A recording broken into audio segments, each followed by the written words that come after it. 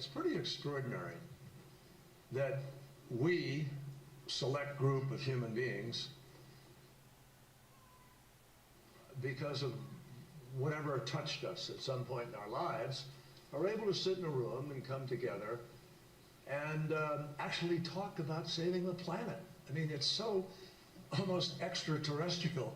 And that's why I'm saying the general idea of people coming together to discuss the world's problems is sort of interesting. And, you know, we are a world community, whether we like it or not, because the internet has brought us all together in all sorts of crazy ways. But it's the goal of what these people want. You know, the other main thing that they're pushing at the World Economic Forum is they really want us all pushed towards that metaverse. They want us strapped in with those glasses, living in that Ready Player One. If your audience has not seen the movie or read the book, it was a Spielberg movie a couple of years ago, but it's a book from the 80s, I think. They want us strapped in that digital world.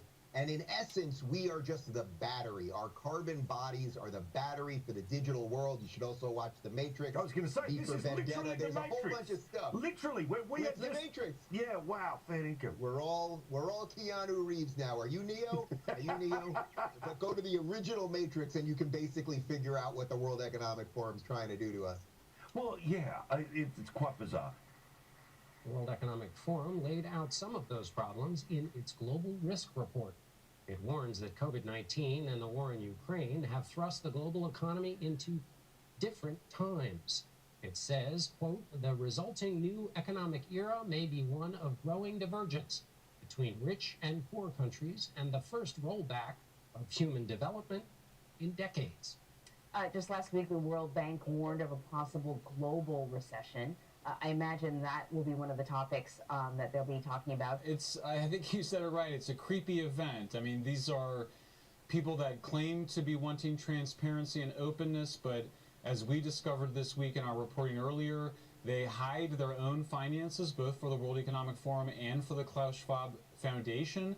It shouldn't be lost on people that this is a group based in Switzerland, which has the most restrictive banking rules, allowing for people, including criminal syndicates, to hide their wealth. Something outlined in this report is the risk of a polycrisis, which is the word of the moment and the word of Davos. It's essentially multiple global crises happening at once that knock into each other like billiard balls. Is this a new phenomenon? The difference here is there is an obsession with how everyone else will live their life, while they certainly will not partake in that. These people, I assure you, will not be giving up their gas stoves that their very expensive Michelin star chefs are cooking on. They will not give up their private jets, as you're talking about. They will not give up their Bentleys and their fancy cars as they put us all out of, put all our gas cars out of commission. Everything they do is to control another set of people. The QR code will be the so-called mark of the beast, marked like livestock and no longer free. The QR code has already become the standard for DNA data storage. We can now scan a specimen's QR code and extract the entire genomic map. And we can create a creature from this data. George Church of Nebula Genomics explains how his company has the ability to read ancient DNA, write, and edit it with CRISPR. We can read the woolly mammoth genome, which is pretty amazing. These things have been extinct for a long time. We can read this ancient DNA, and we can now write it. We can edit the elephant genomes with CRISPR again, and we've done this. We've made 15 edits so far of bringing back extinct DNA. He said in a 2013 interview with Der Spiegel that DNA can be assembled into an embryo and planted inside of a human woman. Church's Nebula Genomics wants to give people the opportunity to sell their genetic information for digital tokens.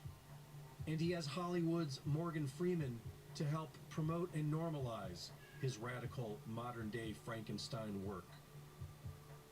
Stamping a human's DNA genome onto their mark is one thing, but in order to store a person's entire life onto a single QR code and have it utilized efficiently across the entire web, they are using the blockchain. Blockchain technology allows information to be stored by a tamper-proof ledger that others on the chain can monitor and validate in real time. and it is being adopted in nearly every major industry.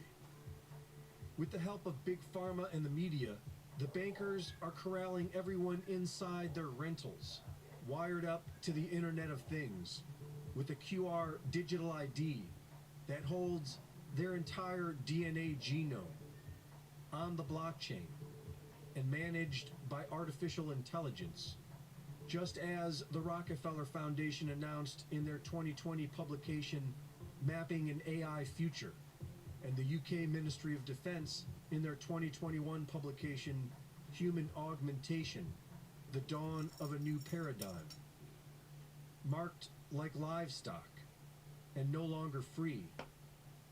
Unless, of course, we all say no. Mark Zuckerberg is nothing more than a front man, a behavioral psychologist, mad scientist that have been developing a project for total human control since the 1950s. The internet was designed and was first named the Intergalactic Computer Communications System, and it would be designed to then track and control every move and every action of humans on Earth monitored by AI computers and camera software systems, as well as different types of microwave relays. They developed the plan in the late 50s. They declassified it in the early 60s. Came out of ARPA that then became DARPA. And when you see the entire project, that's what our phones are, is supercomputers that are handheld that then tie into the larger computer networks. And in their own words, they admit that the plan is to be able to control us in lifetime by giving us stimuli and directives and orders through a social credit score to then basically make us biological androids or robots. But to do that, they've got to get us to start giving up on our human biology. Women don't have babies vaginally half the time. Many women don't give their babies milk. Babies are raised in cribs, lowers their IQs, disconnects them from humans, makes them more sociopathic, more robotic.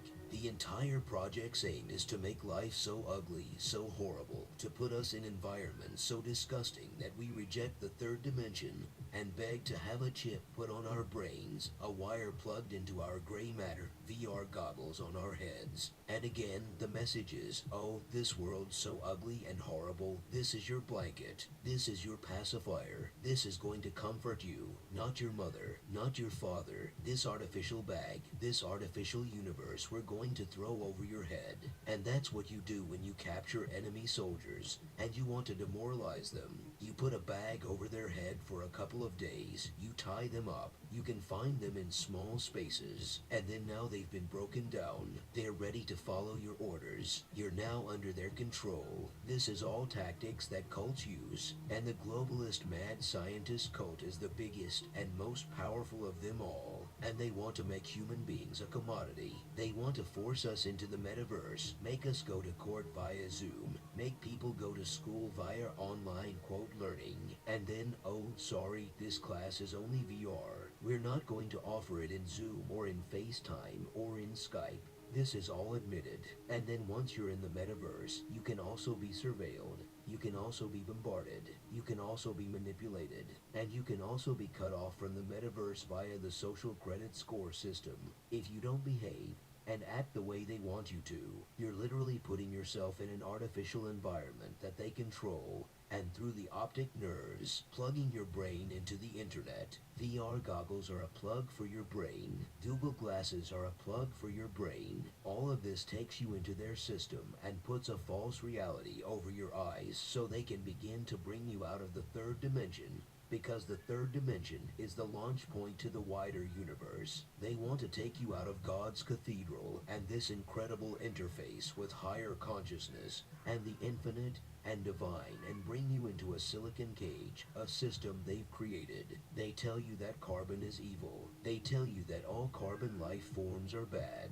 They tell you they want to cut trees down now to save the earth from carbon, when sunlight, water, carbon dioxide, and oxygen are the four things that create life on this planet, the carbon cycle. They tell us that we're going to be silicon gods. They tell us we're going to merge the machines, and then only by giving up our humanity do we transcend. When we're already here at the jump point of transcendence, the third dimension, they are trying to cut us off before we launch, not to other planets, but interdimensional next level. Once we make that transition, interstellar travel will be like something a baby is fascinated with or knows how to do. Alright, alchemists.